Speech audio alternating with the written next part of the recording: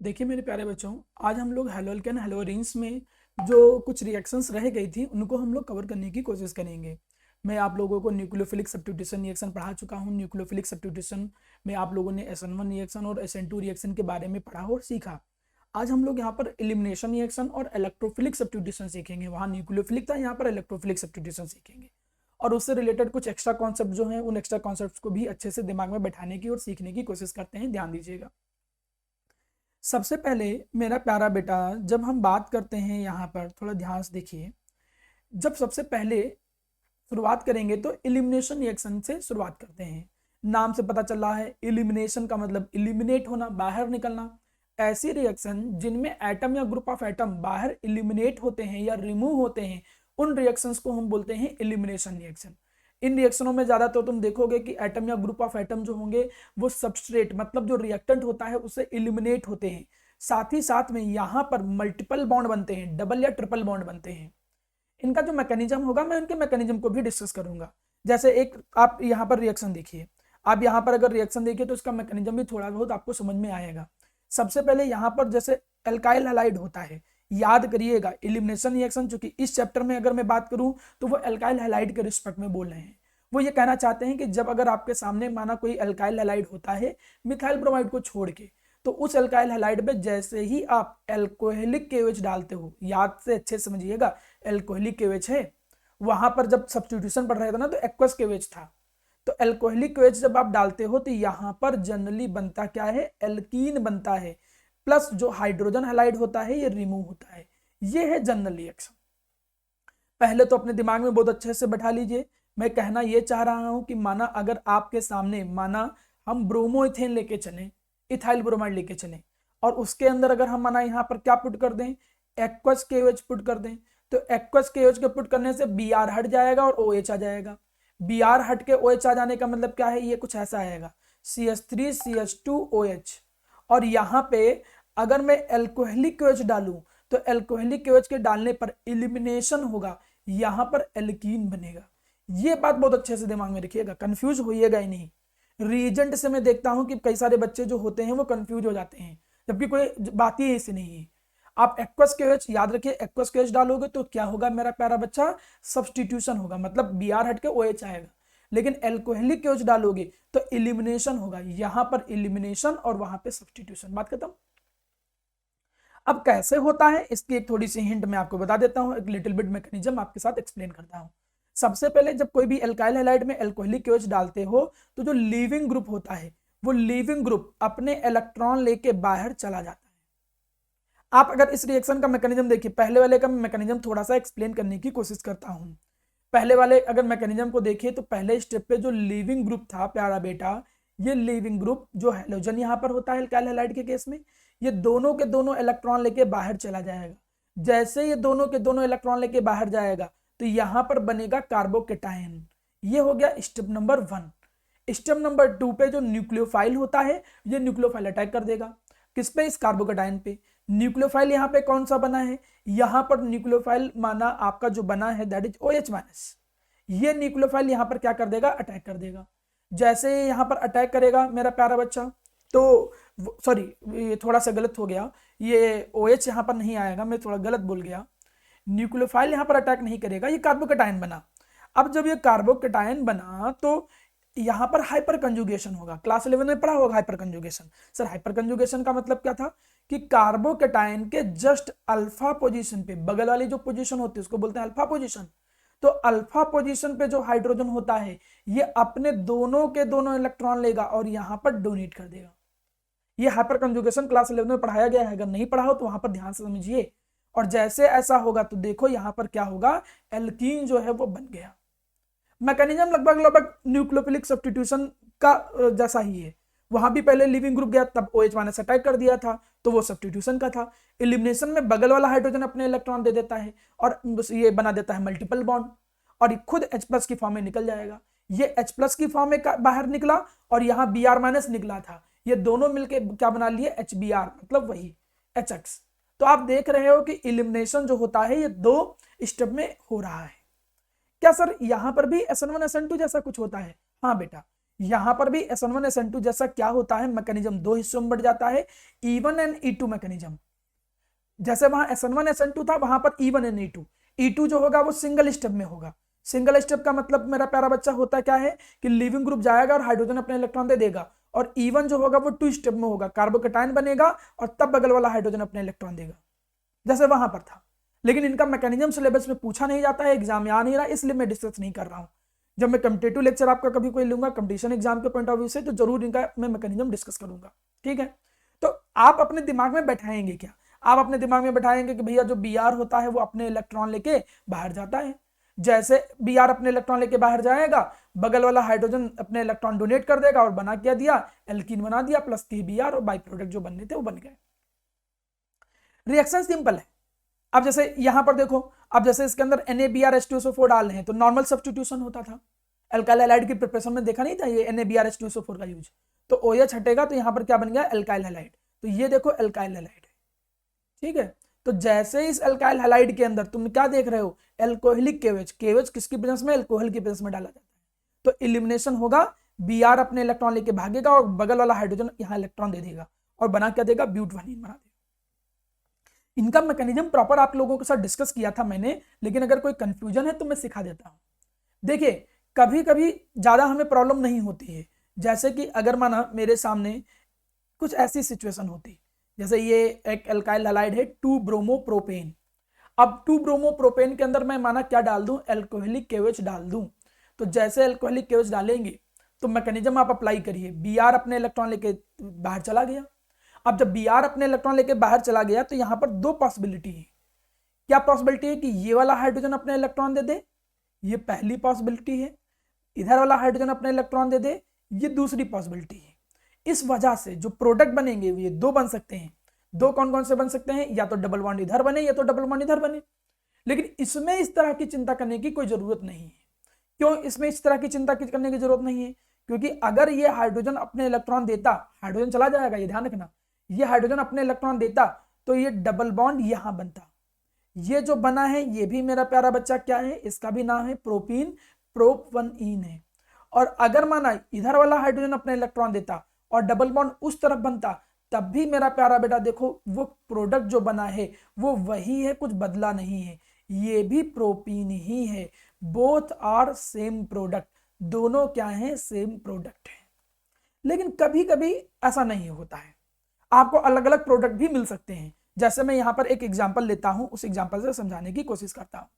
माना हमने एक क्वेश्चन यहां पर लिया CH3 CH2, यहां पर हमने ले लिया CH Br CH3।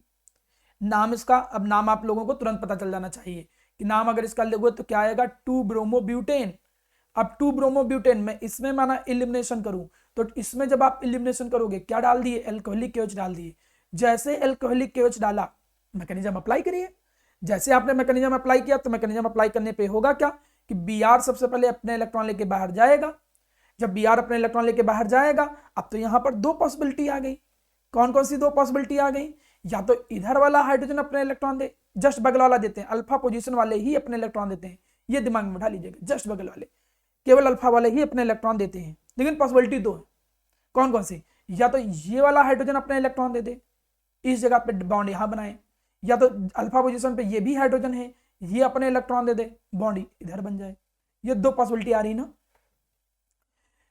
क्यों इलेक्ट्रॉन बगल वाला देता है, अल्फा पोजीशन वाला हाइड्रोजन अपने इलेक्ट्रॉन क्यों देता है, क्योंकि वहां कार्बोकेटाइन बनेगा और कार्बोकेटाइन के अल्फा पोजीशन वाले जो हाइड्रोजन है वो अपने इलेक्ट्रॉन डोनेट करने लगते हैं। इस फिनोमिनन को हाइपर कंजुगेशन के नाम से जाना जाता था क्लास 11th में। तो जब बगल वाला हाइड्रोजन अपने इलेक्ट्रॉन दे देगा, अगर ये देगा तो देखो क्या बनेगा, इस केस में देखो क्या बनेगा, CH3, इस हाइड्रोजन ने अपने इलेक्ट्रॉन दे दिए तो हाइड्रोजन हट गया, और इलेक्ट्रॉन दे दिए तो डबल बॉन्ड आ गया, तो ये बनेगा। ये हो गया केस नंबर 1 पहला, ये तो ये बन सकता है। मतलब क्या बन सकता है, बन सकता है ब्यूटुईन, या तो क्या बने मेरा प्यारा बच्चा, ब्यूटुईन बने। और अगर इधर वाले हाइड्रोजन है, लेफ्ट वाले, मतलब आपके हमारे में अंतर आ जाएगा, इधर वाले ने, मैंने इसलिए मेंशन कर रखा है, उसने इलेक्ट्रॉन अगर दिए होते हाइड्रोजन ने, तो ये क्या बनाता, ये बनाता CH3 CH2, यहां पर ये डबल बॉन्ड बन जाता और हाइड्रोजन निकल गया होता। तो मतलब क्या बनता, ब्यूट1ईन बनता। तो आप देख रहे हो कि यहां पर दो प्रोडक्ट बनने के चांस हैं। या तो ब्यूटवनीन बनेगा या तो ब्यूटीन बनेगा। अब तो समस्या वाली बात है, कौन सा इनमें से मेजर प्रोडक्ट है, ये सोचने वाली बात है कि भाई इनमें से मेजर प्रोडक्ट कौन है। अब इनमें से मेजर प्रोडक्ट कौन है, देखा ये गया कि ये होता है मेजर प्रोडक्ट और ये होता है माइनर प्रोडक्ट। अभी कौन मेजर होगा कौन माइनर होगा, ये मेजर क्यों है, क्योंकि ये वाला एल्कीन जो है ये मोर स्टेबल है, ये वाला एल्कीन जो है ये मोर स्टेबल है। क्यों भाई ये मोर स्टेबल है, जब आप लोगों ने हाइपर कंजुगेशन पढ़ा था तो वहां पर ये भी पढ़ाया जाता है एल्कीन की स्टेबिलिटी। क्यों, क्योंकि इस एल्कीन के अंदर मोर हाइपर कंजुगेशन होगा, मोर हाइपर कंजुगेशन होगा। जितना ज्यादा हाइपर कंजुगेशन होता है उतना ज्यादा एल्कीन स्टेबल होता है, ये दिमाग में बैठा लो। और क्यों, इसके लिए आप पुराना लेक्चर देखिए हमारा कि भाई ज्यादा हाइपर कंजुगेशन से क्यों एल्कीन ज्यादा स्टेबल हो जाता है, क्योंकि वो sp2 हाइब्रिडाइज कार्बन होता है, इलेक्ट्रॉन को उसको नीड होती है, हाइपर कंजुगेशन ज्यादा होगा तो जितनी जल्दी इलेक्ट्रॉन मिलने के चांस होंगे उतना स्टेबल होगा।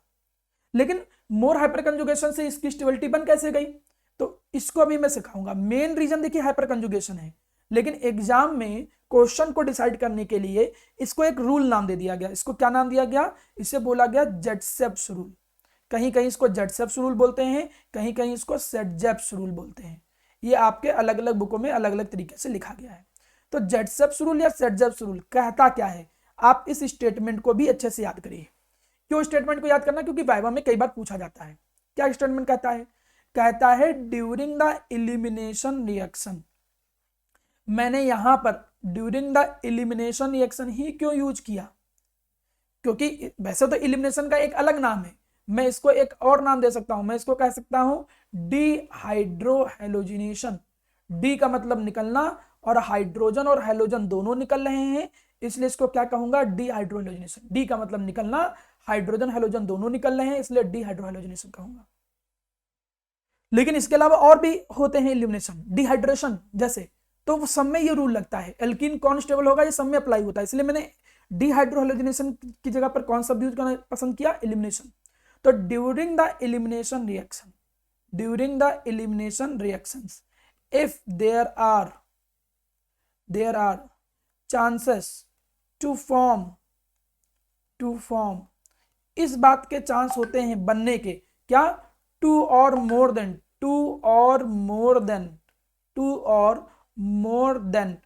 To alkene.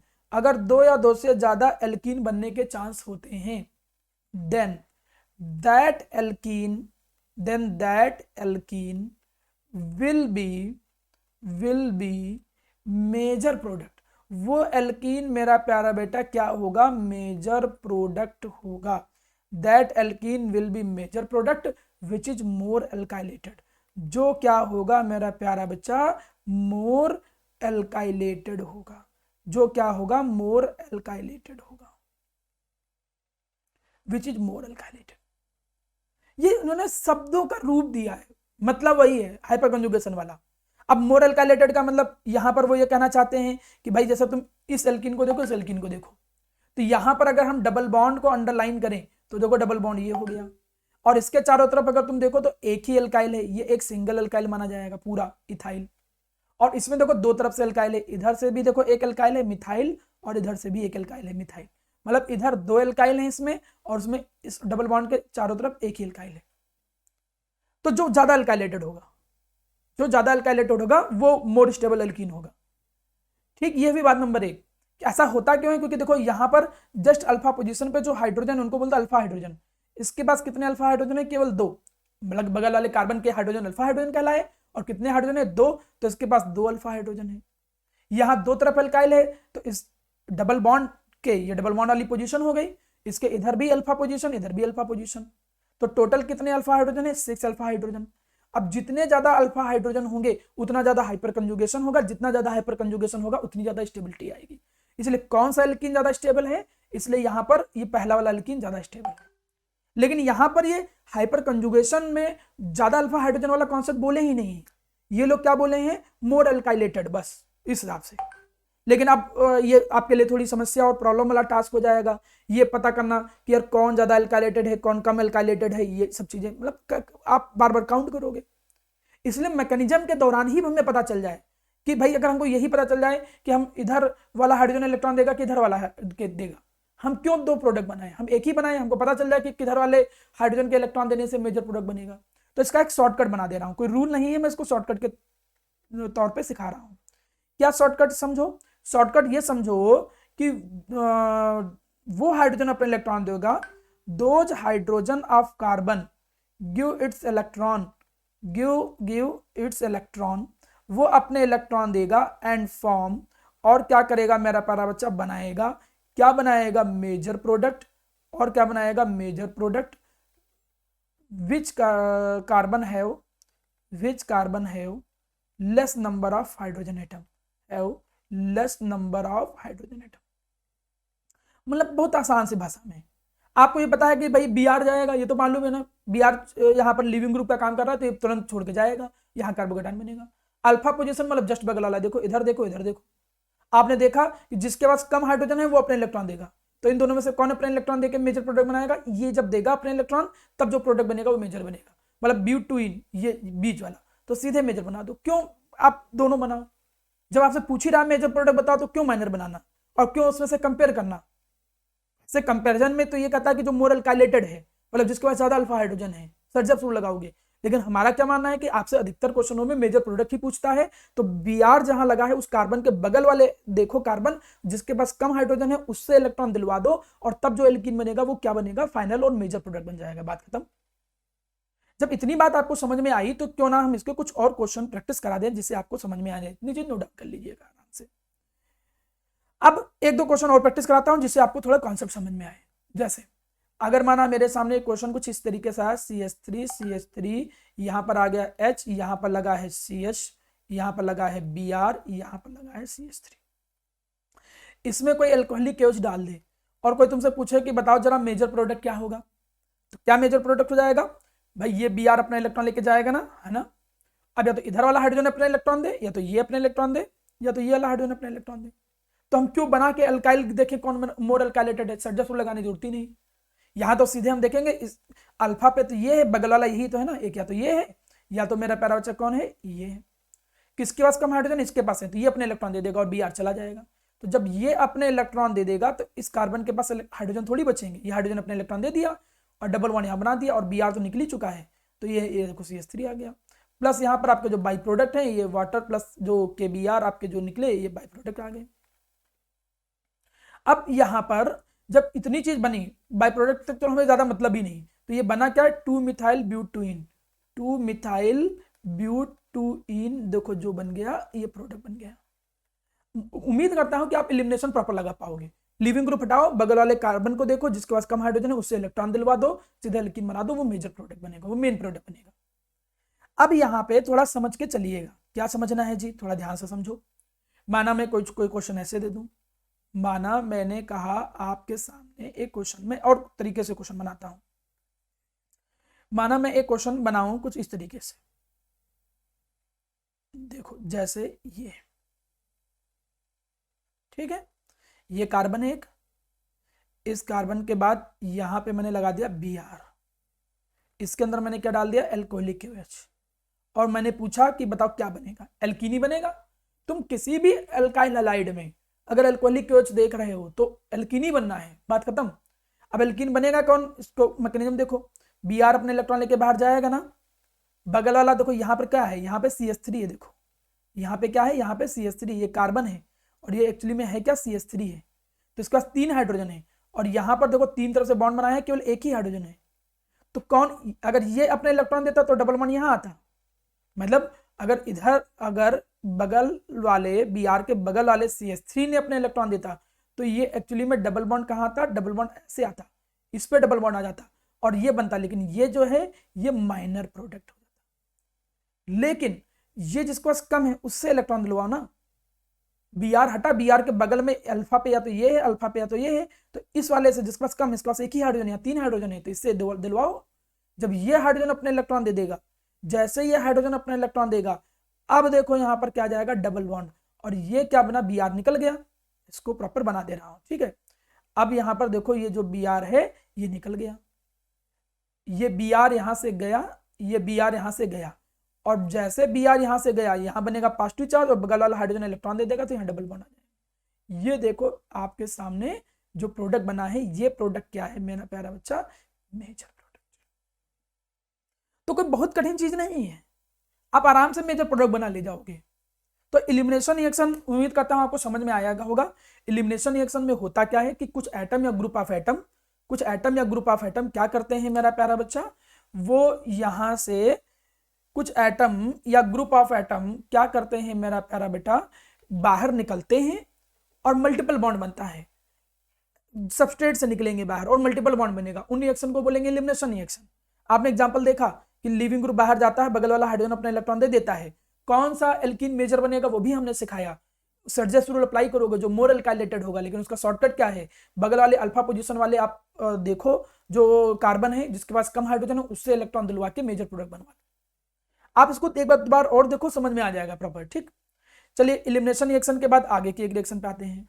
आगे की ये रिएक्शन जो थी ये क्लास 11th में प्रॉपर आपने पढ़ी हुई है, तो इसको दोबारा ज्यादा अच्छे से समझने के लिए आप क्लास 11th में जा सकते हो, मैं लेकिन तब भी इसका एक प्रॉपर रिवीजन थोड़ा बहुत करा देता हूँ। इस रिएक्शन को बोलते थे वुड्स रिएक्शन। वुड्स रिएक्शन कहता क्या है, ये कहता है कि जब कभी भी हमारे सामने दो मॉलिक्यूल होंगे एल्काइल हैलाइड के, ये कहता है कि जब भी हमारे सामने दो मॉलिक्यूल होंगे एल्काइल हैलाइड के और उनको सोडियम डाई ईथर की प्रेजेंस में रखा जाता है, तो यहां से इतना पोर्शन जो होगा वो निकल जाएगा, और इतना पोर्शन निकलने के बाद ये बना क्या देगा, ये बना देगा आर आर, मतलब ये एक तरीके से बना क्या देगा, ये बना देगा एल्काइल सॉरी एल्केन, ये बना क्या देगा, एल्केन बना देगा, ये एक्चुअली में बना क्या देगा, ये बना देगा एल्केन, प्लस जो बाई प्रोडक्ट है ये 2NX। इस रिएक्शन को बोलते हैं वुड्स रिएक्शन। ये जब कब यूज होता है, याद रखना कि वुड्स रिएक्शन जो होता है ये यूज होता है कब, जब हमको ऑर्गेनिक केमिस्ट्री में कार्बन के नंबर को डबल करना होता है, कार्बन के नंबर को डबल करना हो, ऐसा ही कोई हमें रिक्वायरमेंट हो, माना मेथ से एथ बनाना है, एथ टू ब्यूट बनाना है, प्रॉप टू हेक्स बनाना है, ऐसा कोई कन्वर्जन आए, तब हम वुड्स रिएक्शन का यूज करते ही करते हैं, ये ध्यान रखिएगा। रिएक्शन में होता क्या है, रिएक्शन में तो आपको मालूम है कि ये इतना हिस्सा बाहर निकल गया, जैसे ये बाहर निकला तो CH3 जुड़ के RR, देखो RR जुड़ गया और बना क्या दिया, देखो इथेन बना दिया। इसमें इथाइल इथाइल जुड़ जाएगा, देखो R ये है, हाइड्रोजन को छोड़ के जो बच रहा है वही तो R है, तो R दो बार जुड़ गया और बना क्या दिया, ब्यूटेन बना दिया, सिंपल वे में। अब मैं जरूरी थोड़ी है कि क्वेश्चन ऐसे ही आया, क्वेश्चन ऐसे भी दिखा सकता है कि दो मॉलिक्यूल, जरूरी नहीं कि अलग अलग दिखाए, वो क्वेश्चन ऐसे भी बना सकता है, माना CH3 बना दे और यहाँ पर Br लगा दे और ऐसे एरो खींच के यहाँ बना दे सोडियम ट्राई ईथर, और आपसे पूछे कि जरा बताओ क्या बनेगा, which will be the major product. तो अब आप क्या कहोगे, यहाँ पर आप कहोगे कि Br को छोड़ के जो बचता था वो होता क्या था, R होता था, Br को छोड़ के जो बचता था वो होता था R, ये R क्या हो जाएगा, दो बार जुड़ जाएगा, और इसको जब तुम दो बार जोड़ोगे तो जैसे जब दो बार जोड़ोगे तो देखो मेरा प्यारा बेटा, जैसे ही इसको दो बार जोड़ोगे तो दो बार जोड़ने पे सीधे आपके सामने क्या बन जाएगा, एल्केन बन जाएगा। तो बन क्या गया, देखो 2,3 डाइमिथाइल ब्यूटेन, 2,3 डाइमिथाइल ब्यूटेन बन गया क्वेश्चन। इसी में मैं आगे की बात करूं, क्या आगे की बात करूं, क्वेश्चन दूसरी तरीके से भी आ सकता है।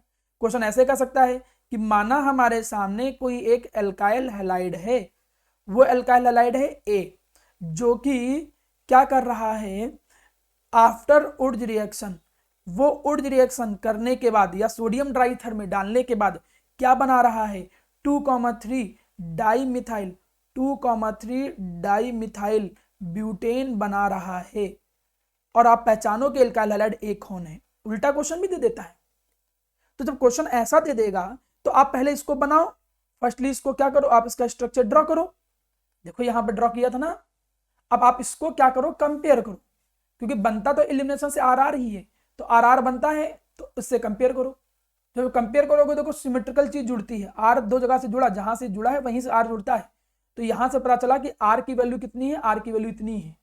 अब हैलाइड कोई भी लगा दो, मतलब वो एल्काइल हैलाइड क्या होगा, R तो आपको पता चल गया कि R कौन है, ये। अब यहां पर कोई भी हेलोजन लगा दो, मतलब फ्लोरीन क्लोरीन ब्रोमीन, आपका जो आंसर है वो ये। आप रिएक्शन लिख के वैसे दिखा भी सकते हो। तो वुड्स रिएक्शन कुछ ऐसा होता है, दो एल्काइल हैलाइड जैसे सोडियम ट्राईथर की प्रेजेंस में डाले जाते हैं तो एल्केन बनता है। रिएक्शन में देख क्या रहे हो कि कार्बन जो होते हैं वो डबल हो जाते हैं, कार्बन क्या हो जाते हैं, डबल हो जाते हैं, डबल करने के लिए ही यूज किया जाता है, ठीक है। इनकी कुछ लिमिटेशन है। मिथेन इससे नहीं बना सकते वुड रिएक्शन से। भाई मिथेन कैसे बना लोगे भैया? आर बनता है, आर में अगर सबसे छोटा एल्काइल भी लोगे तो CH3, उधर CH3 लोगे तो बनेगा तो इथेन ही ना। तो जो सबसे स्मॉलेस्ट एल्केन बन सकता है, कोई पूछे भी कि वुड रिएक्शन से जो सबसे स्मॉलेस्ट एल्केन बन सकता है तो कौन बनेगा? इथेन बनेगा। इथेन से छोटा तो बन ही नहीं सकता ना, इथेन से छोटा क्या बना दोगे? तो मिथेन नहीं बन सकता इससे, ये प्रॉब्लम है, इससे हम मिथेन नहीं बना सकते हैं।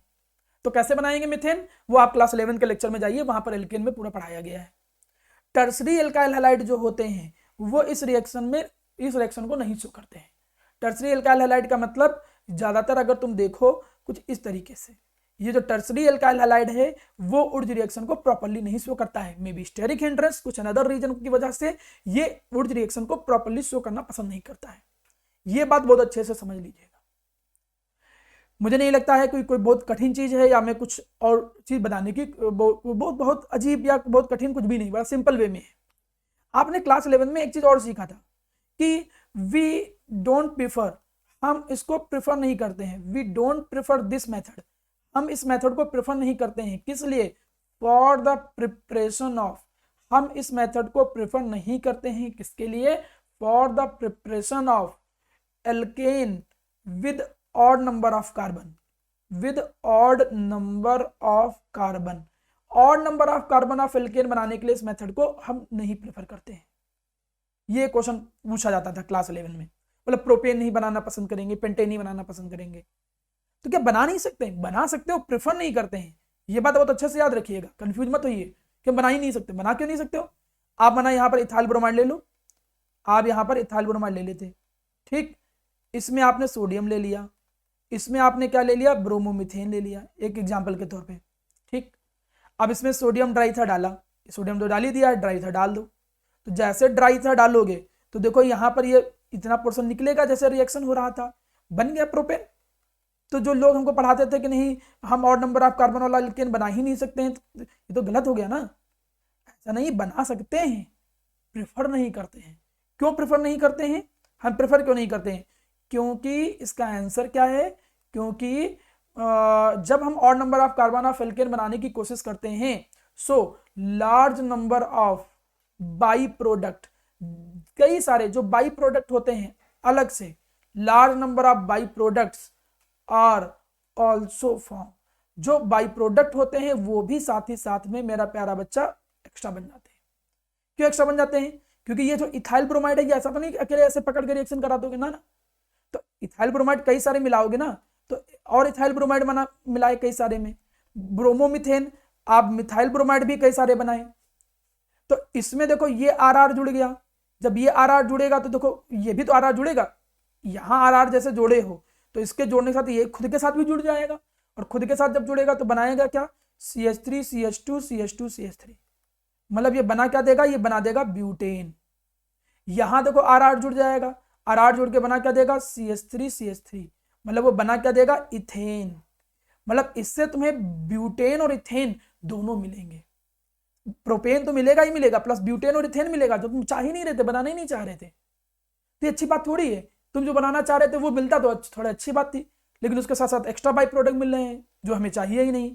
तो जब हम odd number of carbon of alkane बनाने की कोशिश करते हैं तो हमें कुछ एक्स्ट्रा प्रोडक्ट भी मिलने लगते हैं, बाई प्रोडक्ट जो साथ में मिलने लगते हैं, जो हम चाहते नहीं। सेम वाले में नहीं बनते हैं।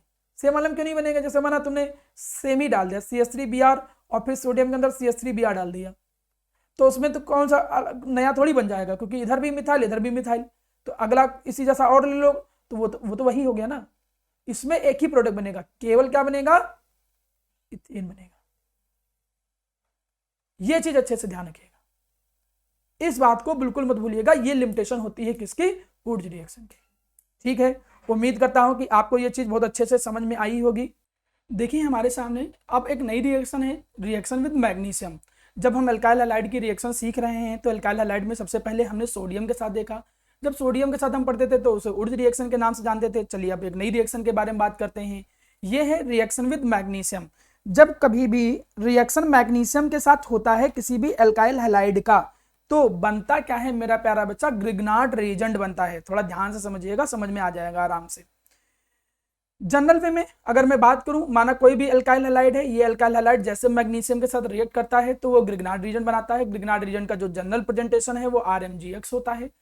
मतलब ये कुछ ऐसा हुआ जैसे कि माना मैंने कोई एल्काइल हैलाइड ले लिया, भाई हमने ब्रोमोमिथेन ले लिया, ठीक है, मिथाइल ब्रोमाइड। अब उसकी रिएक्शन हमने मैग्नीशियम के साथ कराया, जैसे ही हम मैग्नीशियम के साथ ड्राई ईथर में कराते हैं रिएक्शन, सोडियम में तो वुड रिएक्शन होने लगता है, लेकिन मैग्नीशियम के केस में ये क्या करता है, मैग्नीशियम की वैलेंसी 2 होती है तो ये एक तरफ एल्काइल से जुड़ जाता है और एक तरफ ये हैलोजन से जुड़ जाता है। और जो बनता है प्रोडक्ट, इसे हम जानते हैं किस नाम से मेरा प्यारा बच्चा, इसे हम जानते हैं ग्रिग्नार्ड रिएजेंट के नाम से जानते हैं। इस रिएक्शन को भी बहुत अच्छे से दिमाग में बैठाइएगा, ये काम की रिएक्शन है प्यारा बेटा। ग्रिग्नार्ड रीजन तो बन गया, लेकिन ग्रिग्नार्ड रीजन में एक चीज और ध्यान समझो कि जब ये RMGX जो होता है, जैसे ही इसको वाटर की प्रेजेंस में लाया जाता है, थोड़ा भी वाटर की प्रेजेंस मिलता है, जैसे ही इसको वाटर की प्रेजेंस में हम लाते हैं तो ये बनाता क्या है, ये जो वाटर है इसको ऐसे ऐसे समझो, ये यहां से ब्रेक हुआ, ठीक, जब ये यहां से ब्रेक हुआ, वाटर को आप ऐसे सोचो HOH में, तो ये H चला जाता है एल्काइल के साथ, और जैसे ही H एल्काइल के साथ चला जाएगा, ये बना क्या देगा मेरा प्यारा बच्चा, ये बना देगा एल्केन, और प्लस यहां पर वो बनता क्या है, MgOH। ये कुछ इस तरीके से जो प्रोडक्ट होता है वो बन जाता है। रिएक्शन कोई बहुत कठिन नहीं है। मैग्नीशियम जो था जिसकी वैलेंसी 2 था, उसमें हैलोजन तो बचा ही है, और जो ये OH बच रहा था ये भी जुड़ जाता है। अब ये जो रिएक्शन है ये बड़े काम का है।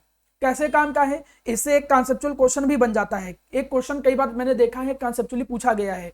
क्या क्वेश्चन पूछा जाता है, क्वेश्चन ये पूछा जाता है, बताइए वाई ग्रिग्नार्ड रिएजेंट, क्वेश्चन ऐसे पूछा जाता है, why Grignard reagent should be prepared, why Grignard reagent should be prepared, Grignard reagent को क्यों करना चाहिए prepared, why Grignard reagent should be prepared into anhydrous condition, Grignard reagent को एनहाइड्रस कंडीशन में क्यों प्रिपेयर करना चाहिए।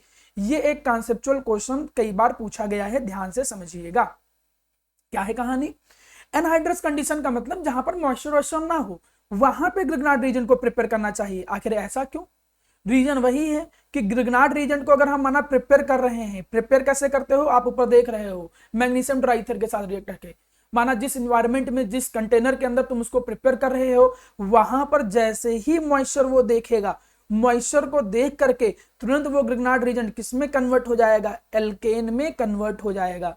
इसीलिए आपको ग्रिग्नार्ड रीजन जो होता है उसको एनहाइड्रस कंडीशन में प्रिपेयर करना चाहिए।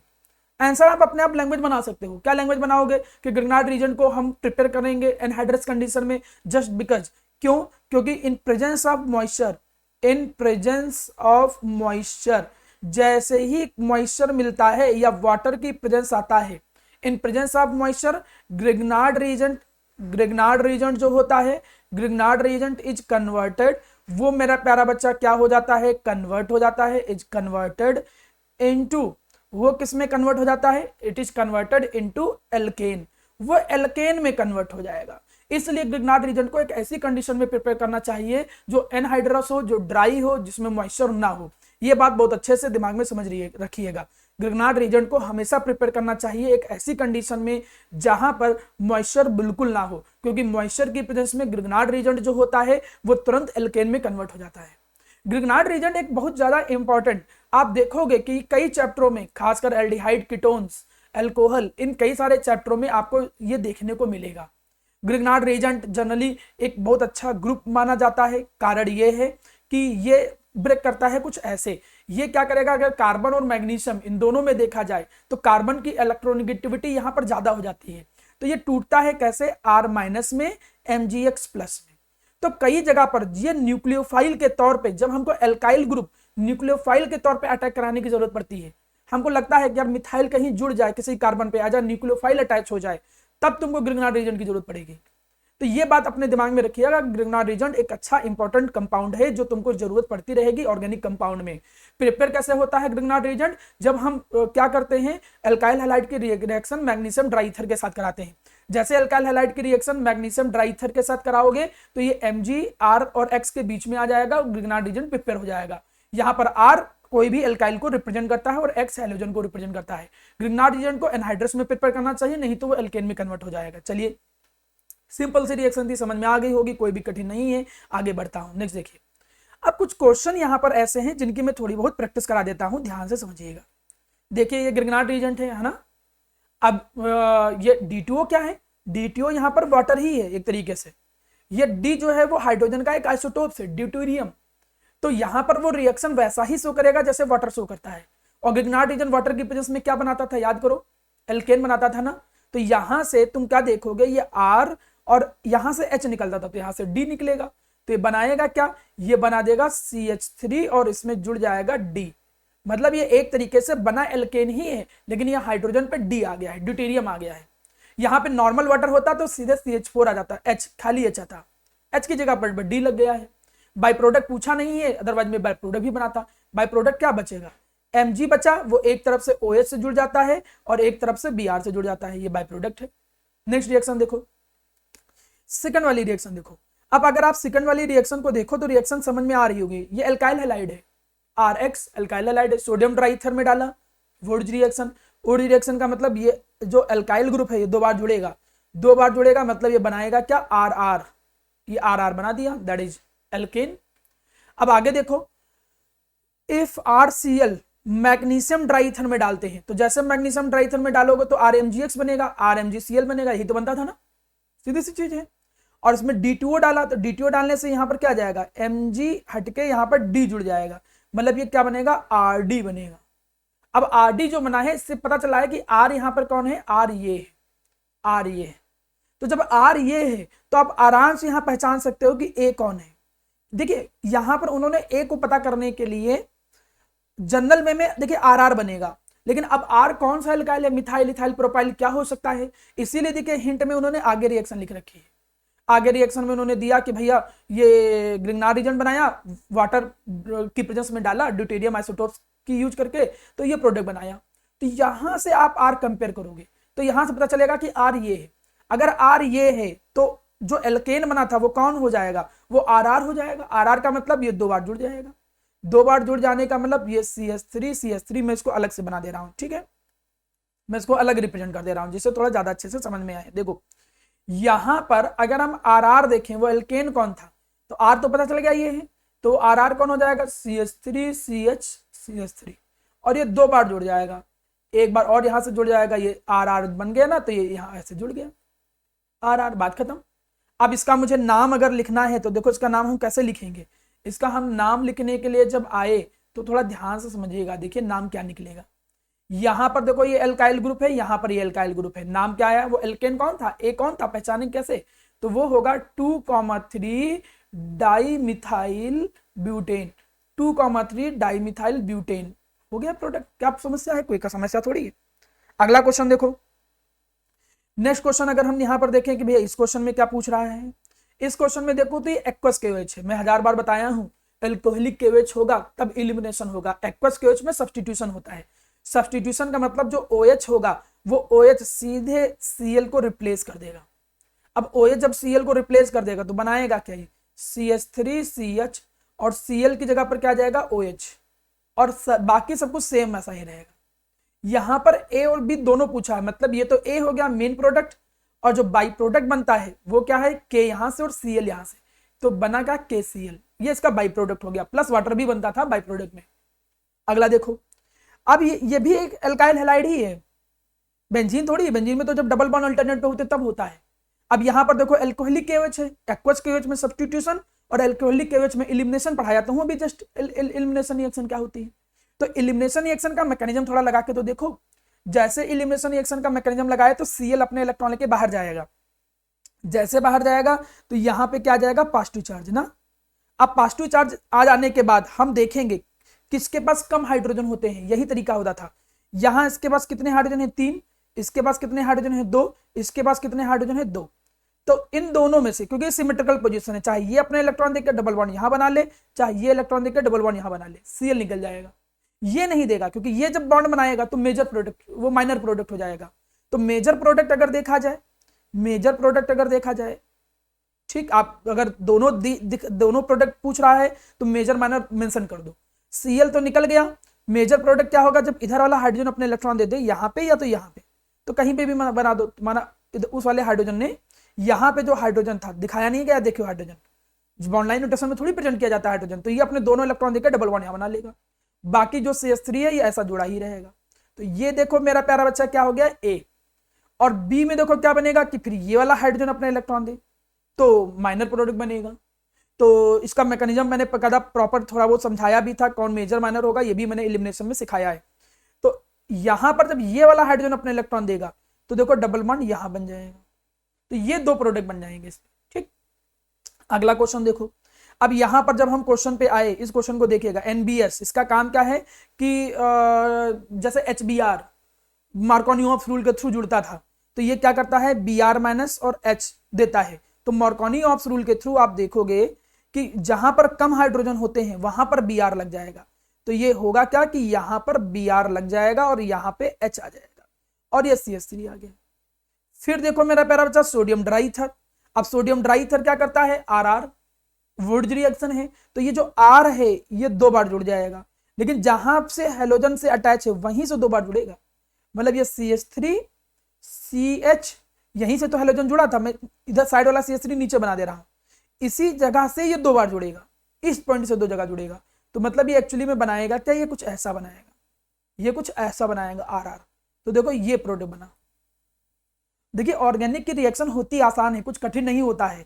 आपको बस करना क्या होता है कि पुरानी रिएक्शन की अप्रोच को ध्यान में रखते हुए क्वेश्चन को ध्यान से प्रैक्टिस करना है। जितना तुम प्रैक्टिस करोगे उतनी चीजें समझ में आ जाएंगी। ठीक है मेरा प्यारा बेटा। तो अब आप, मैं उम्मीद करता हूं कि आपको ये जो दो रिएक्शन थी, ये दो रिएक्शन आपको प्रॉपर समझ में आ गई। देखिए अब हमारे सामने एक नेक्स्ट रिएक्शन आ गई। इस रिएक्शन को हम बोलते हैं न्यूक्लियोफिलिक सब्स्टिट्यूशन रिएक्शन। थोड़ा ध्यान से समझिएगा, चीजों को अच्छे से समझिएगा तो आपको प्रॉपर समझ में आएगा। सर न्यूक्लियोफिलिक सब्स्टिट्यूशन तो हम पढ़ चुके थे, कैसे पढ़ा था आपने, याद करो। कि माना मेरे सामने कोई एल्काइल हैलाइड होता था, उस एल्काइल हैलाइड के अंदर जब एक्वस KOH डालते थे, तो एक्वस KOH डालते थे तो यहाँ पर OH माइनस आता था। ये जो न्यूक्लियोफाइल होता था ये हेलोजन को रिप्लेस करता था। जैसे हेलोजन रिप्लेस होता था तो यहाँ पर बनता क्या था, एल्कोहल जो होता था वो प्रिपेयर हो जाता था। यही तो रिएक्शन थी जिसको बोलते थे न्यूक्लियोफिलिक सब्स्टिट्यूशन रिएक्शन। सिंपल थी, कोई कठिन नहीं था, जी आती थी। तो यहाँ पर क्या पढ़ रहे हैं, एक्चुअली यहाँ पर एक बात सिखाई जा रही, वो नॉर्मल हेलोएल्केन में था, यहाँ पर न्यूक्लियोफिलिक सब्स्टिट्यूशन हेलोएरीन में कहा जा रहा है। ये थोड़ा सा डिफरेंट है। नियम ये कहता है कि हेलोएल्केन में तो न्यूक्लियोफिलिक सब्स्टिट्यूशन आराम से हो जाएगा, लेकिन अगर तुम ये सोचते हो कि हेलोएरीन, हेलोएरीन का मतलब बेंजीन में हेलोजन लगा है और उसमें तुम एक्वस KOH डालो और तुम ये सोचो कि हम एक्वस KOH डालेंगे तो सीधे हेलोजन हटेगा तो OH तुरंत आ जाएगा, अगर ऐसा तुम सोच रहे हो कि जैसे नॉर्मल हेलोएल्केन या एल्काइल हैलाइड में सब्स्टिट्यूशन हो जा रहा है, हेलोजन हटके OH ही तो आ रहा है, कोई नई चीज तो हो नहीं रही, हेलोजन हटके OH ही आ रहा है, तो तुम ये सोचो कि यहां पर हेलोजन हटके OH आ जाए, इतना आसान नहीं है। ये रिएक्शन नहीं होगी आसानी से, इस चीज को दिमाग में बिठा लो। ऐसा क्यों है, चलिए इस चीज को थोड़ा हम डिस्कस करते हैं। लेकिन उस चीज को समझने से पहले दोनों में जो बॉन्ड का अंतर है, जो यहां कार्बन हेलोजन वाला बॉन्ड है और यहां जो कार्बन हेलोजन वाला बॉन्ड है, दोनों को थोड़ा डीपली समझना पड़ेगा। अगर तुम यहां पर कार्बन हेलोजन बॉन्ड देखो तो ये जो कार्बन है ये sp3 हाइब्रिडाइज है, ठीक, और ये वाला जो कार्बन है मेरा प्यारा बच्चा ये है sp2 हाइब्रिडाइज। तो यहां पे क्या है कि ये जो बॉन्ड sp3 हाइब्रिडाइज वाला है ये वीक है और ये जो है ये स्ट्रांग है, sp2 हाइब्रिडाइज वाला बॉन्ड। ऐसा क्यों ऐसा हो गया, तो उसका रीजन मैं भी आपको आगे एक्सप्लेन करूंगा आराम से। बस इतना समझ लो कि जब sp2 हाइब्रिडाइज में जुड़ता है तो ये बॉन्ड लेंथ, जो बॉन्ड के बीच की जो बॉन्ड लेंथ है, न्यूक्लियस के बीच की distance between the carbon and halogen, इसकी बॉन्ड लेंथ देखो और यहां बॉन्ड लेंथ देखो। आप देख रहे हो कि इसके कंपैरिजन में यहां पर जो बॉन्ड लेंथ है, यहां पर जो बॉन्ड लेंथ है ये क्या है, शॉर्ट है, ये स्मॉल है। और आप पढ़ चुके हो कि बॉन्ड लेंथ जब छोटी होती है तो बॉन्ड स्ट्रांग हो जाता है, उसकी स्ट्रेंथ बढ़ जाती है, तो इसीलिए ये बॉन्ड जो है ज्यादा स्ट्रांग है।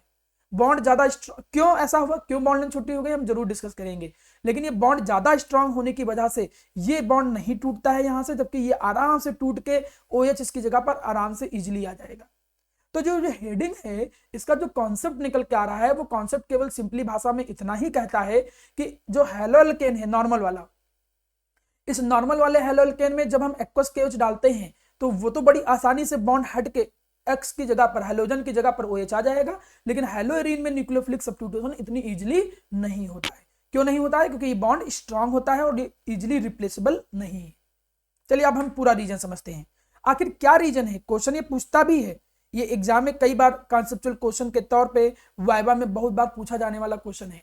क्या क्वेश्चन है कि बताइए why nucleophilic substitution in haloarenes, haloarenes जो होते हैं इनमें न्यूक्लियोफिलिक सब्स्टिट्यूशन क्यों डिफिकल्ट होता है।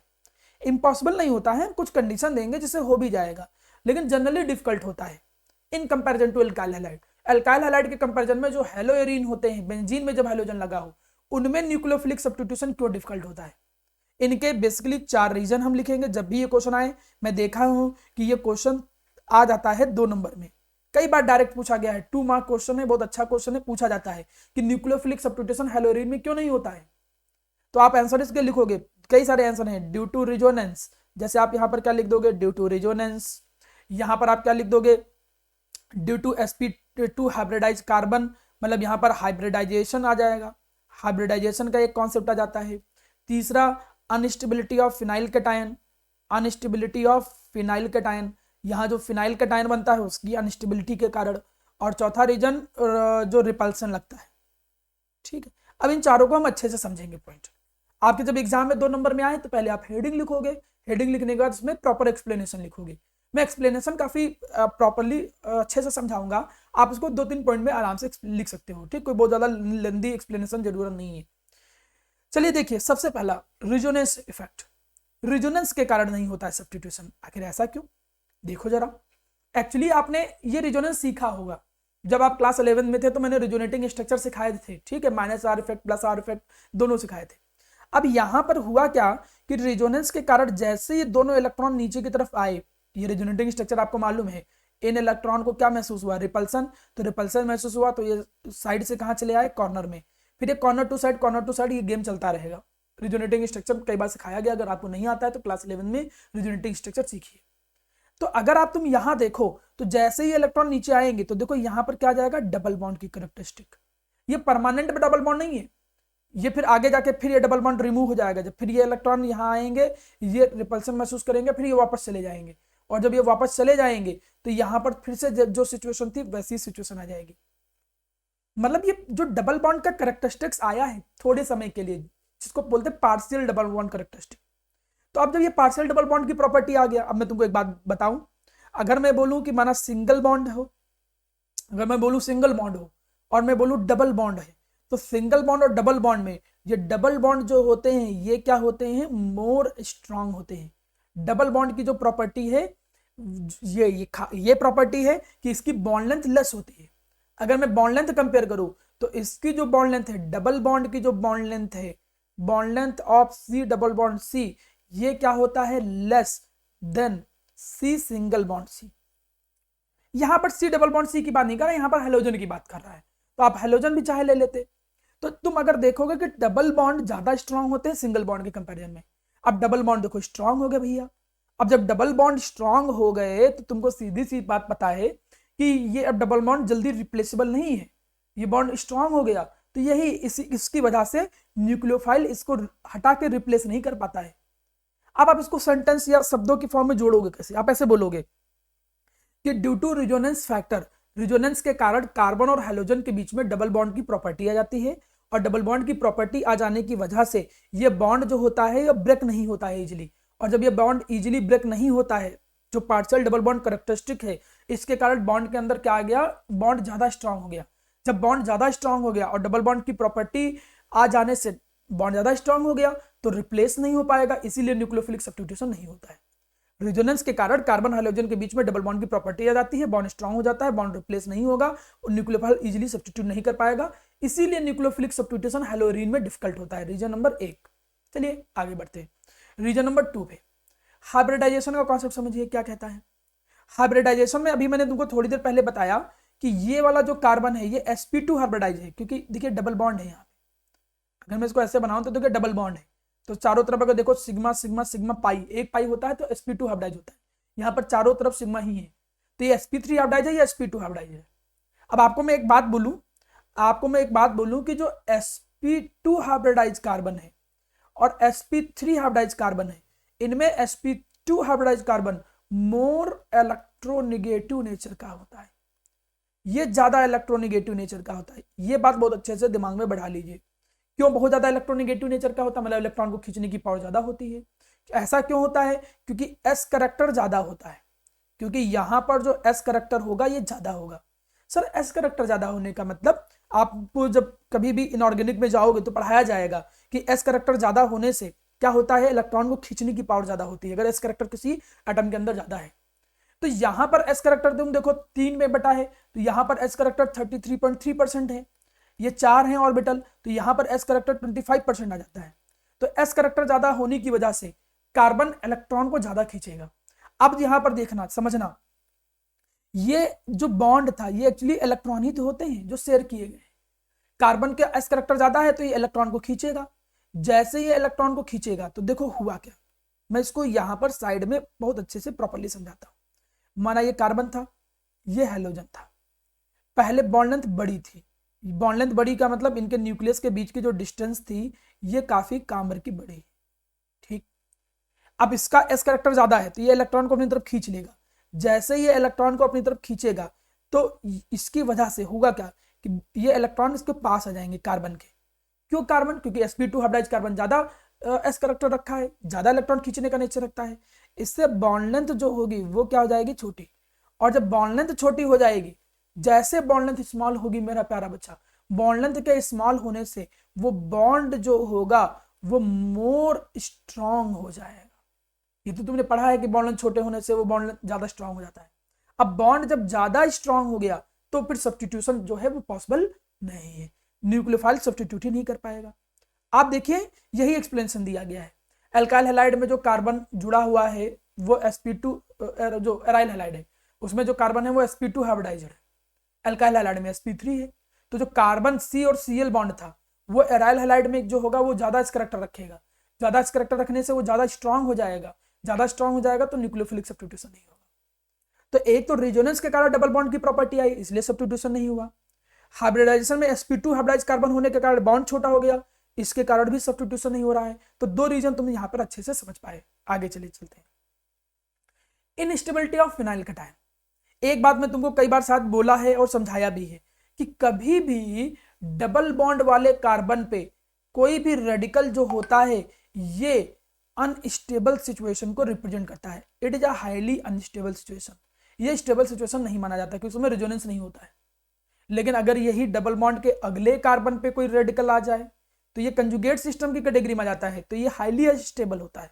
ये बात मैं कई बार बोला हूं और बोर्ड के लेवल में इसको अच्छे से दिमाग में बैठा के रखो, ये हाई स्टेबल है। तो डबल बॉन्ड वाले कार्बन पे कभी भी कोई रेडिकल बने तो वो अनस्टेबल हो जाती है सिचुएशन। तो यहां पे वैसे तो सब्स्टिट्यूशन हटता नहीं है, लेकिन अगर मान के चलें कि भाई ये अपने इलेक्ट्रॉन को लेके, एक बार हम मान भी लें अपने इलेक्ट्रॉन लेके भाग गया तो देखो कार्बन पे क्या आ गया, पॉजिटिव चार्ज, और वो डबल बॉन्ड वाला कार्बन है। तो ये तो जो फिनाइल कटायन बना है, ये जो फिनाइल कटायन बना है ये तो अनस्टेबल होता है ना। क्यों कोई मॉलिक्यूल अनस्टेबल सिचुएशन को पाने की कोशिश करेगा? वो खुद ही कोशिश करेगा कि यार हम अनस्टेबल सिचुएशन में ना जाए। तो इसीलिए भी सब्स्टिट्यूशन नहीं होता है, क्योंकि हेलोजन जब हटेगा तो कार्बन जो डबल बॉन्ड वाला कार्बन है, sp2 हाइब्रिडाइज्ड कार्बन जो था डबल बॉन्ड वाला, उस कार्बन पे जो पॉजिटिव चार्ज आया है वो पॉजिटिव चार्ज फिनाइल कटायन जो है वो अनस्टेबल है, और उस अनस्टेबल सिचुएशन के कारण भी हेलोजन रिप्लेस नहीं होना चाहेगा। तो ये तीसरा रीजन है जिसके कारण न्यूक्लियोफिलिक सब्स्टिट्यूशन एराइल हैलाइड में पॉसिबल नहीं है। 3 रीजन समझ लिए। चौथे रीजन पे आ जाओ। चौथा रीजन क्या है कि तुमने जब रिजोनेटिंग स्ट्रक्चर देखा होगा रिजोनेंस वाला, तो तुमने देखा होगा कि जो हेलोजन के ऊपर इलेक्ट्रॉन डेंसिटी थी वो पूरे रिंग के अंदर डिस्ट्रीब्यूट हो रही थी। मतलब एक तरीके से रिंग में, एक तरीके से तुमने क्या देखा कि रिंग के अंदर इलेक्ट्रॉन डेंसिटी जो है, रिंग के अंदर जो इलेक्ट्रॉन डेंसिटी है वो इंक्रीज हो गया है। यहां पर भी इलेक्ट्रॉन डेंसिटी कहां पर की है, और रिंग के अंदर भी इलेक्ट्रॉन डेंसिटी बढ़ गई है। और जो न्यूक्लियोफाइल आते हैं वो भी इलेक्ट्रॉन रिच हैं भाई, वो भी इलेक्ट्रॉन रिच हैं, और रिजोनेंस के कारण इलेक्ट्रॉन डेंसिटी भी बढ़ गई है।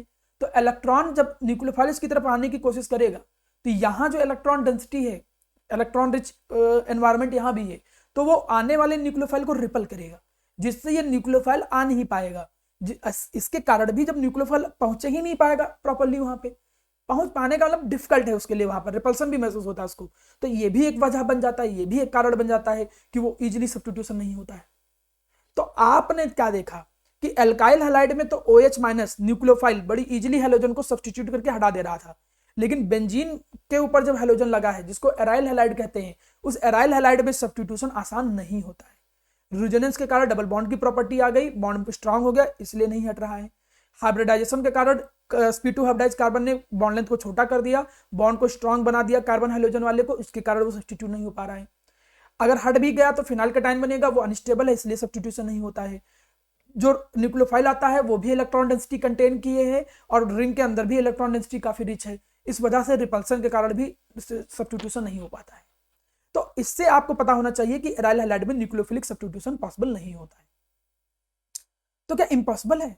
नहीं, इम्पॉसिबल भी नहीं है, नॉर्मल कंडीशन में नहीं होता है। यहां पर अगर तुम न्यूक्लियोफिलिक सब्स्टिट्यूशन करना चाहते हो तो कहा क्या जाता है कि भैया अगर आपको आपके मन में है कि भैया हमको न्यूक्लियोफिलिक सब्स्टिट्यूशन कराना ही कराना है, तो ये तुमने ले लिया बेंजीन और इस पे आपने हेलोजन लगा दिया, माना क्लोरोबेंजीन ले लिया, हेलोबेंजीन मतलब क्लोरोबेंजीन ले लिया। अब अगर तुम न्यूक्लियोफिलिक सब्स्टिट्यूशन कराना चाहते हो तो नॉर्मल एक्वस केस से काम नहीं चलेगा, आप यहां पर पहले तो NaOH डालो, ठीक है, एक्वस NaOH डाल दो, और यहां पे टेम्परेचर भी बहुत अच्छा हाई फाई रखना पड़ेगा, 623 केल्विन 300 ATM प्रेशर।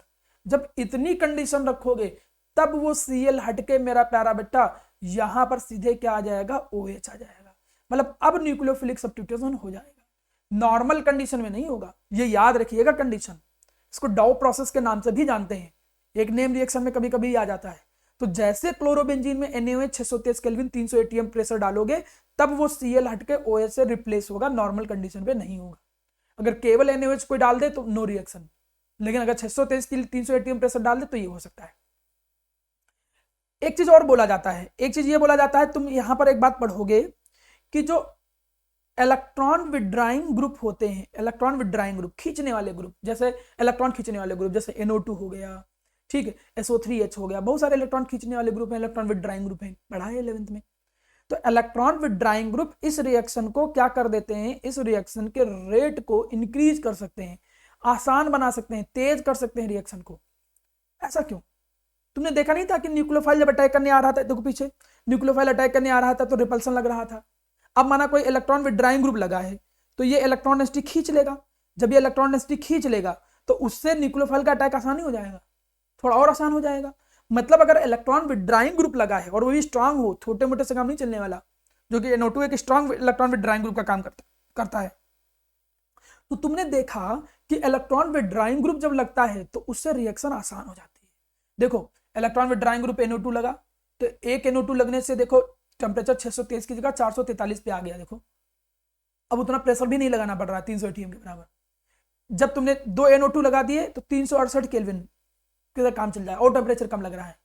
माना अगर 3 NO2 लगा दो, 3 NO2 मॉलिक्यूल आपने लगा दिए तो और इतना हीट करने की जरूरत नहीं, खाली वार्म कर दो, हल्का सा हीट करो, बस हल्का सा हीट करो, NaOH भी नहीं डालोगे काम चल जाएगा, वाटर की प्रेजेंस में डाल दो, वो उससे भी OH ले लेगा और सीधे सब्स्टिट्यूशन कर देगा। मतलब इससे एक बात ये निकल के आ रही है, इससे एक बात ये निकल के आ रही है कि जो NO2 होते हैं, जो इलेक्ट्रॉन विड्राइंग ग्रुप होते हैं, ये न्यूक्लियोफिलिक सब्स्टिट्यूशन इन एराइल हैलाइड, जो एराइल हैलाइड में न्यूक्लियोफिलिक सब्स्टिट्यूशन होते हैं, इसको क्या कर देते हैं, इजी बना देते हैं, इसको क्या कर देते हैं, मेक इजी। लेकिन एक बात ध्यान दो, ये NO2 जो लगा होना चाहिए ये कहां पे होना चाहिए, एट अर्थो एंड पैरा पोजीशन, मतलब ये अर्थो और पैरा पोजीशन पे होगा तभी ये अपना इफेक्ट बहुत अच्छे से दिखा पाएगा। ये भी क्वेश्चन आता है कि NO2 जो होता है वो अर्थो और पैरा पे ही ये इफेक्ट क्यों दिखा पा रहा है, मेटा पे क्यों नहीं दिखा पा रहा, मेटा पे दिखा देता। तो आप इसको ऐसे समझा सकते हो कि देखो पीछे जाओ, यहां पर देखो कि जब रिजोनेंस हुआ था तो रिजोनेंस के कारण देखो इलेक्ट्रॉन डेंसिटी जो ज्यादा इंक्रीज हुई है, ये अर्थो पोजीशन है, ये पैरा पोजीशन है, ये अर्थो पोजीशन है। तो आपने देखा कि रिजोनेंस के कारण, आपको मालूम है रिजोनेंस के कारण अर्थो और पैरा पे ही इलेक्ट्रॉन डेंसिटी ज्यादा इंक्रीज होती है, तो खींचने वाला ग्रुप वहीं पे तो लगाओगे अर्थो पैरा पे, तभी तो काम अच्छा करेगा।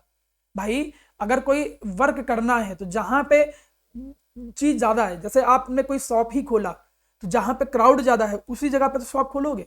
अपने गांव देहात में खेत के बीच में तुमने शॉप खोल दी, आपको चल नहीं रही, तो ऐसा कैसे काम चलने वाला। जहां पे क्राउड ज्यादा है वहीं पे काम होने वाला है। तो मुझे इलेक्ट्रॉन डेंसिटी को कम करना है जिससे न्यूक्लियोफिलिक सब्स्टिट्यूशन आसानी से हो जाए। तो जो खींचने वाला ग्रुप है तो ऑर्थो पैरा पे ही लगाओगे तभी तो फायदा है। तो आप यही बोलोगे कि due to resonance electron density is increases at ortho and para position, that's why the NO2 group which work as a electron withdrawing group it show more effect on ortho and para in comparison to meta position। वो अपना effect ortho para पे ज्यादा अच्छे से दिखा पाएगा। ठीक है, तो इसीलिए देखो ऑर्थो पैरा पे लगाया गया, पहले एक पैरा पे लगाया गया, फिर एक ऑर्थो पे लगाया गया, फिर एक और लगा दिया गया। तो जितने ज्यादा लगाओगे NO2 उतनी आसानी से रिएक्शन हो जाएगी। तो एराइल हैलाइड में न्यूक्लियोफिलिक सब्स्टिट्यूशन होता नहीं है आसानी से, इम्पॉसिबल नहीं, आसानी से नहीं होता, खाली कराना ही है जबरदस्ती। तो NaOH 623 केल्विन 300 atm प्रेशर डाल दो। थोड़ा फास्ट कराना है तो आप उसमें क्या करो कि NO2 ग्रुप विड्राइंग ग्रुप लगा दो, तो उससे थोड़ी फास्ट हो जाती है। नेक्स्ट ध्यान दो। अब आया इलेक्ट्रोफिलिक सब्स्टिट्यूशन। मुझे नहीं लगता है इलेक्ट्रोफिलिक सब्स्टिट्यूशन अब आपको उतना कोई बताने की खास जरूरत है। कारण ये है आप इनको अच्छा आराम से पहले पढ़ रखे हो क्लास 11th में। आपको मालूम है कि कभी भी बेंजीन के ऊपर, मैं फिर से एक बार तभी बता दे रहा हूं, कभी भी बेंजीन के ऊपर इलेक्ट्रॉन डोनेटिंग ग्रुप हो, हैलोजन वैसे तो इलेक्ट्रॉन खींचता है, ये बात ध्यान रखना, लेकिन यहां पे वो डोनेटिंग का काम करता है। मैं अभी जिक्र कर भी लूंगा क्यों, वैसे पता होना चाहिए, 11 में पढ़ाया जाता है। इलेक्ट्रॉन डोनेटिंग ग्रुप करते क्या है कि रिजोनेंस जब करते हैं तो अर्थो एंड पैरा पे, वो अर्थो और पैरा पे, अर्थो पोजीशन पे और पैरा पे इलेक्ट्रॉन डेंसिटी इंक्रीज कर देते हैं। इलेक्ट्रॉन डोनेटिंग ग्रुप इंक्रीजेज, वो क्या कर देते हैं मेरा प्यारा बच्चा, इंक्रीज कर देते हैं क्या, इलेक्ट्रॉन डेंसिटी एट अर्थो and para position. So electrophile, जो इलेक्ट्रोफाइल आता है वो कहां पे अटैक करना पसंद करता है, वो अटैक करता है अर्थो and para position. Electron donating group अर्थो पैरा डायरेक्टिंग कहलाते हैं। 11 में पढ़ा है आपने, अच्छे से ध्यान दिया करिए जब 11 की चीजें। तो इलेक्ट्रॉन डोनेटिंग ग्रुप अर्थो और पैरा पोजीशन पे ज्यादा अच्छे से इलेक्ट्रॉनिसिटी इंक्रीज कर देगा। तो इलेक्ट्रोफाइल फिर जहां इलेक्ट्रॉनिसिटी ज्यादा है, इलेक्ट्रोफाइल का मतलब इलेक्ट्रॉन लविंग, तो वो कहां पे अटैक करना चाहेगा, या तो अर्थो पे या तो पैरा पे, यही पे अटैक करना चाहेगा। अब यही हो रहा है, या तो एक अर्थो पे जाएगा तो पैरा पे जाएगा, दो सिचुएशन आ जाएंगी। पैरा वाला मेजर होता है, सिमेट्रिकल है ज्यादा। अब इलेक्ट्रोफाइल जो मैंने याद करवाए थे वो यार आपको याद होने चाहिए थे। जैसे आपको याद करवाया था मैंने, क्या याद करवाया था कि Cl2 एनहाइड्रस Cl3। मैं एक बार बता दे रहा हूं लेकिन आपको याद होने चाहिए थे फिर से। या तो ये यूज हो सकता है, या तो क्या यूज हो जाएगा, माना कोई एल्काइल ग्रुप CH3Cl, C2H5 भी हो सकता था, एनहाइड्रस Cl3, या तो ये आपके सामने यूज हो जाए AlCl3, या तो मेरा प्यारा बच्चा एक और रीजन हमने बताया था कंसंट्रेटेड HNO3 केवल, या फिर आप यहां पर क्या बना सकते हो CH3COCl anhydrous Cl3, anhydrous Cl3, ये रीजन कर लो। या तो फिर आप क्या यहां पर कर लो कंसंट्रेटेड H2SO4 किसकी प्रेजेंस में, HNO3 की प्रेजेंस में। थोड़ा सा अगर याद ना हो तो मैं याद दिला दूं, इससे जो इलेक्ट्रोफाइल बनता था वो बनता था Cl+, इससे जो इलेक्ट्रोफाइल बनता था AlCl3 Cl- को खींच लेता है, इससे जो इलेक्ट्रोफाइल बनता था वो CH3+ बनता था, इससे जो इलेक्ट्रोफाइल बनता था ये NO2+ बनता था, याद होना चाहिए था। इससे जो इलेक्ट्रोफाइल बनेगा तो Cl को चुरा लेगा ये AlCl3, तो क्या बनेगा CH3CO+, और इससे जो इलेक्ट्रोफाइल बनता था वो क्या बनता था SO3H+। ज्यादातर आपको 5 ही इलेक्ट्रोफाइल देखने को मिलेंगे, केवल इसी चैप्टर में नहीं, आने वाले चैप्टरों में भी यूज पड़ेगा। अब यहाँ पर भी थोड़ी बहुत बात ध्यान से सुनो, क्या यहाँ पर थोड़ी बहुत बात ध्यान से सुननी है, वो ये है कि इनके जो नाम होते थे, मैं नाम बताना चाहूंगा, इसको हम बोलते थे क्लोरीनेशन या हेलोजिनेशन, केवल क्लोरीनेशन बोलते थे। इसको हम लोग बोलते थे ये वाली रिएक्शन और ये वाली रिएक्शन, इनको फ्रेडल कार्ड बोलते थे। इसको बोलते थे फ्रेडल क्राफ्ट एल्काइलेशन, एल्काइलेशन बोलते थे, फ्रेडल क्राफ्ट एल्काइलेशन। इसमें एसाइल ग्रुप है, इसको एसाइल ग्रुप बोलते थे, तो इसका नाम होता था Friedel Crafts acylation reaction, Friedel Crafts acylation reaction. यहाँ SO3H है तो इसको बोलते थे सल्फोनेशन रिएक्शन, इसको बोलते थे सल्फोनेशन रिएक्शन। यहाँ NO2 ग्रुप जुड़ रहा है तो इसको बोलते थे नाइट्रेशन रिएक्शन। बात खत्म। हेलोजन डोनेटिंग का काम करेगा, क्यों करेगा बताऊंगा, अभी बस इतना याद रखो, यहाँ डोनेटिंग का काम करता है बेंजीन के केस में। अब इलेक्ट्रोफाइल ये 5 में से कोई यूज होगा, आने वाला इलेक्ट्रोफाइल एक अर्थो पर जुड़ जाएगा, एक पैरा पर जुड़ जाएगा, बात खत्म। और उनमें से पैरा वाला मेजर होगा। देखो अब यहाँ पर तुम रिएक्शन पे आओ, जाओ एक एक करके रिएक्शन पे आओ। यहां से इलेक्ट्रोफाइल कौन बनेगा, क्लोरीनेशन रिएक्शन है, Br2 भी यूज हो सकता था तो ब्रोमिनेशन बोलते हैं। तो इलेक्ट्रोफाइल कौन सा बनेगा, Cl+। एक अर्थो पे देखो जुड़ गया, एक पैरा पे जुड़ गया, और पैरा वाला जो है वो मेजर है। ठीक, यहाँ देखो इससे इलेक्ट्रोफाइल कौन सा बनेगा, SO, ये कंसंट्रेटेड HNO3 था, ये थोड़ा सा मिसप्रिंट कर दिए हैं, कंसंट्रेटेड HNO3। तो इससे इलेक्ट्रोफाइल कौन सा बनेगा, NO2+, केवल कंसंट्रेटेड HNO3, थोड़ा सा एसिड की प्रेजेंस में और H2 सुपर की प्रेजेंस में। तो NO2+ एक अर्थो पे देखो जुड़ गया, और एक कहाँ जुड़ गया, पैरा पे। पैरा वाला क्या है, मेजर। चीजें आसान है, इलेक्ट्रोफाइल का रीजन रटना है, रीजन एक अर्थो जुड़ेगा, एक पैरा पे जुड़ेगा, बस पैरा वाला मेजर। नेक्स्ट, इससे इलेक्ट्रोफाइल देखो कौन जुड़ेगा, कंसंट्रेटेड H2SO4 से, तो SO3H+। तो एक देखो अर्थो पे जुड़ गया और एक कहाँ जुड़ गया, पैरा पे, और पैरा वाला मेजर।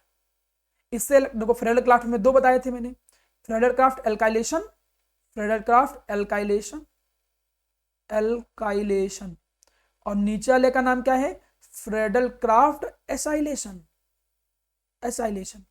तो इससे इलेक्ट्रोफाइल जो बनेगा वो CH3+, क्योंकि Cl- को जब खींचेगा तो CH3+ एक अर्थो जुड़ा, एक पैरा पे जुड़ा, पैरा वाला मेजर। इससे इलेक्ट्रोफाइल ये भी देखो Cl- को खींचेगा, तो इलेक्ट्रोफाइल कौन सा बनेगा, CH3CO+, एसाइल ग्रुप। तो एक अर्थो पे जुड़ा और एक पैरा पे जुड़ा, तो ये देखो एसीटोफिनोन बन गया। इसका कॉमन नेम मैं बताऊं, अच्छा वो लगे तो क्लोरो भी लगा यहाँ, एसीटोफिनोन नहीं, जब Cl ना होता तब एसीटोफिनोन आता। ये तो क्लोरो, अर्थो क्लोरो एसीटोफिनोन है। तो देखो यहाँ पर एक अर्थो जुड़ गया, एक पैरा पे जुड़ गया, और पैरा वाला मेजर है। कुछ कठिन नहीं है, COCH3 जुड़ा है। आप ऐसे बॉन्ड खोल के नहीं जोड़ना चाहते थे तो ऐसे जोड़ सकते थे, COCH3 लिख दो खाली, और यहाँ पर ऐसे खाली लिख दो COCH3, तब भी आपका काम चल जाता। तो कौन सा कठिन रिएक्शन है, एक अर्थो जोड़ो, एक पैरा पे जोड़ो, बात खत्म। अब कुछ बच्चों को जिनको ये बात समझ में नहीं आ रही है कि यार Cl तो हम सोचते थे कि खींचने वाला ग्रुप है, हैलोजन खींचने वाला ग्रुप है, तो यहां पे दो काम हो रहे हैं। देखो Cl यहां पर दो काम करता है, कौन कौन से दो काम करता है मैं यहां लिख दूं। Cl जो होता है ये इलेक्ट्रॉन विड्राइंग का काम करेगा, जब खींचने का काम करेगा तो वो कैसे काम करेगा, एज अ इंडक्टिव इफेक्ट। वो इंडक्टिव इफेक्ट के तौर पे खींचने का काम करेगा, खींचने का काम करेगा। लेकिन यहां रिजोनेंस कुछ ऐसे होगा, तो Cl यहां पर क्या होगा, एज अ डोनेटिंग ग्रुप का काम करेगा। कब, एज अ रिजोनेंस इफेक्ट, मतलब रिजोनेंस इफेक्ट के तौर पे वो डोनेट करने का काम करेगा। मतलब दोनों काम हो रहे हैं, खींच भी रहा है, डोनेट भी कर रहा है। खींच रहा है इंडक्टिव इफेक्ट से, डोनेट कर रहा है रिजोनेंस इफेक्ट से। और यहां पर जो रिजोनेंस इफेक्ट है, यहां पर जो रिजोनेंस इफेक्ट है ये डोमिनेट कर जाता है, किससे ज्यादा डोमिनेट कर जाता है, इंडक्टिव इफेक्ट से। रिजोनेंस इफेक्ट जो होता है वो इंडक्टिव इफेक्ट से डोमिनेट कर जाता है। रिजोनेंस इफेक्ट इंडक्टिव इफेक्ट को डोमिनेट कर जाता है। अब जब रिजोनेंस इफेक्ट इंडक्टिव इफेक्ट को डोमिनेट कर गया, मतलब रिजोनेंस वाला ज्यादा फैक्टर है, तो मतलब ओवरऑल डोनेटिंग का ही तो काम करेगा। तो खींचने का भी काम करता है, डोनेटिंग का काम भी करता है, लेकिन डोनेटिंग वाला जो फैक्टर है वो ज्यादा है, इसलिए वो ओवरऑल डोनेट करने का काम करता है। और जब डोनेट करने का काम करेगा तो इलेक्ट्रोफाइल को अर्थोपैरा पे भेजेगा। और आपने देखा भी कई सारे इलेक्ट्रोफाइल को वो अलग अलग अर्थोपैरा पोजीशन पे भेज भी रहा था। तो सिंपल सी रिएक्शन है, आपको खाली बस थोड़ा सा ध्यान देना है, इलेक्ट्रोफाइल कौन सा बनना है, रीजन कौन सा है, उस रीजन से कौन सा इलेक्ट्रोफाइल बनेगा। तो एक अर्थो पे जोड़ो, एक पैरा पे जोड़ो, पैरा वाला मेजर प्रोडक्ट है, बात खत्म। कुछ छोटी सी 3 रिएक्शन और बची हैं, इनको कंप्लीट करता हूं, फिर आपका ये कंटेंट कंप्लीट हो जाएगा। बड़ा आसान सा कंटेंट है, कोई बहुत कठिन नहीं। यहां पर रिएक्शन को थोड़ा अच्छे से समझिएगा। ये रिएक्शन अगर हम यहां पर देखें प्यारा बेटा, तो पहली रिएक्शन है ओर्जफिटिक और एक फिटिक है। उलमेंस रिएक्शन तो सीबीएसई के सिलेबस में नहीं है, नॉट इन सीबीएसई सिलेबस। तो इन तीनों को ऐसे मत याद करो, आप इन 3 रिएक्शन को एक साथ याद करो। मैं यहां साइड में लिखता हूं जिससे आपको थोड़ा समझ में आए। एक आप याद रखो उर्ज रिएक्शन, ठीक है। एक आप याद रखो उर्ज फिटिक रिएक्शन, क्योंकि तीनों मैच करती है ना, इसलिए मैं चाहता हूं कि तीनों एक साथ याद रखो। और एक केवल आप याद रखो फिटिक रिएक्शन। अब तीनों में मैं अंतर बता रहा हूं, ठीक है। आप ऐसे याद रखो कि उर्ज का मतलब एल्काइल हैलाइड और फिटिक का मतलब एराइल हैलाइड। जब केवल उर्ज रिएक्शन है तो दोनों एल्काइल हैलाइड आएंगे, मतलब इधर भी एक एल्काइल हैलाइड, सोडियम ट्राइथर तीनों में यूज होता है, और इधर भी एक एल्काइल हैलाइड, ठीक है। और यहां पर आर बन जाएगा उर्ज रिएक्शन में, तो मतलब सीधे क्या बनेगा, कुछ ऐसा बनेगा। और ये जो रिएक्शन है इसको हम क्या बोलेंगे, उर्ज की रिएक्शन, केवल पढ़ चुके हो ऑलरेडी। उर्ज फिटिक, उर्ज का मतलब एल्काइल हैलाइड, उर्ज का मतलब एल्काइल हैलाइड, और एल्काइल कोई भी हो सकता था, मिथाइल इथाइल। और फिटिक का मतलब एराइल हैलाइड, यही दिमाग में याद रखना है। तो जब एराइल हैलाइड यूज होगा प्लस सोडियम डाइथर डाल दिया आपने। जैसे ये डाला तो ये इतना निकल के NaBr निकल गया पूरा, और ये जो R है ये एराइल के ऊपर जुड़ जाएगा। R जो है ये एराइल के ऊपर जुड़ जाएगा, मतलब ये बन जाएगा टॉलिन बन गया। अगर इथाइल होता तो इथाइल बेंजीन बन जाता। और केवल फिटिक है तो दोनों दो मॉलिक्यूल तो यूज होते ही हैं, लेकिन इस बार क्या होगा मेरा बच्चा, दोनों के दोनों क्या होंगे, एराइल हैलाइड ही यूज होंगे। एराइल हैलाइड क्यों एराइल हैलाइड यूज होंगे, केवल फिटिक है। ऊर्ज फिटिक में एक एल्काइल एक एराइल, तो केवल फिटिक में ये NaBr इतना पोर्शन हट जाएगा और ये दोनों बेंजीन आपस में जुड़ जाएंगे और बना क्या देंगे, बाइफिनाइल बना देंगे। और तीनों एक साथ याद करोगे तो कंफ्यूजन नहीं रहेगा, आराम से याद हो जाएगा। तो रिएक्शन क्या होगी, रिएक्शन में देखो ऊर्ज फिटिक में एक एल्काइल हैलाइड और एक एराइल हैलाइड सोडियम ट्राइथर में डाला तो ये इतना NaX जैसे निकलता था वैसे निकला और देखो बन गया। और फिटिक रिएक्शन में क्या है, फिटिक रिएक्शन में दोनों एराइल हैलाइड तो बाइफिनाइल बना देते हैं, यहाँ पर बाइफिनाइल बना देते हैं। उलेमेंस रिएक्शन भी फिटिक रिएक्शन जैसा ही है, बस एक स्पेसिफिक है कि जब आयोडोबेंजीन यूज करते हैं और भी कॉपर की प्रेजेंस में, यहाँ पर हम सोडियम नहीं कॉपर की प्रेजेंस में, मतलब उलेमेंस रिएक्शन फिटिक रिएक्शन ही है, बस कहता क्या है कि आप जो कॉपर यूज कर लो और आयोडोबेंजीन में तब भी बाइफिनाइल ही बनता है। और इस रिएक्शन को हम क्या नाम दे देते हैं, उलेमेंस रिएक्शन नाम दे देते हैं। चैप्टर में आपको तैयार कैसे करना है, पहले आप एक एक चीजों को अच्छे से समझिए, देखिए कौन कौन सी नेम रिएक्शन है। कई सारी नेम रिएक्शन हमने पढ़ाई है आपको, डार्जन्स प्रोसेस बताई है, Wurtz reaction, फिटिक reaction, Wurtz फिटिक reaction, ठीक, डाइजोटाइजेशन रिएक्शन, ऐसे कई रिएक्शन बीच में यूज हुई हैं। आप उनको अच्छे से समझिए, सारी नेम रिएक्शन एक जगह पे लिख लीजिए। जैसे हेलोजन एक्शन में स्वार्ट्स रिएक्शन, फिंकलेस्टीन रिएक्शन, तो सारी नेम रिएक्शन मान के चलिए कि नेम रिएक्शन तो पूछा ही जाएगा। कंप्लीट द रिएक्शन, क्वेश्चन की प्रैक्टिस करिए कि क्या बनेगा ऐसे करके प्रैक्टिस करिए, ठीक है। कॉन्सेप्चुअल क्वेश्चन की प्रैक्टिस करिए, कॉन्सेप्चुअल क्वेश्चन जितने भी आते हैं उनकी प्रैक्टिस कर लीजिए। IUPAC का भी क्वेश्चन बन जाता है तो IUPAC मैंने शुरू में ही बताया था, तो हाँ IUPAC के क्वेश्चन प्रैक्टिस कर लीजिए। बाकी अदर क्वेश्चन प्रीवियस ईयर के लगाइए तो आपको लगभग पूरे नंबर आराम से मिल जाएंगे, कोई भी पोर्शन इसमें कठिन नहीं है। तो चीजें आसान थी, कोई बहुत कठिन नहीं था। आप लोगों ने सारी चीजें सीखा कि वुड्स रिएक्शन क्या था, सोडियम की प्रेजेंस में एलिमिनेशन रिएक्शन के बारे में सिखाया, तो लगभग सारी चीजें आसान थी और आप लोगों ने सीखा। बस इसको ध्यान से प्रैक्टिस करिए, चैप्टर आपको आराम से कवर हो जाएगा। ठीक है प्यारा बेटा, थैंक यू वेरी मच।